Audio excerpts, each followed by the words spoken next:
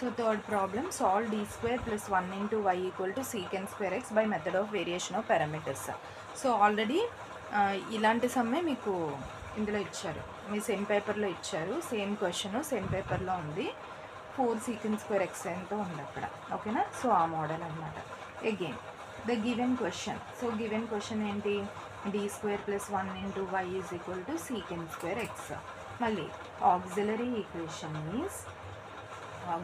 Equation is f of m is equal to 0. అంటే ఏం చేయాలమ్మా? d ప్లేస్లో m పెట్టాలి. So m square plus 1 is equal to 0. d ప్లేస్లో m పెట్టాను. m square plus 1 equal to 0. So m square equal to plus 1 అంటే వెళ్తే ఎంత?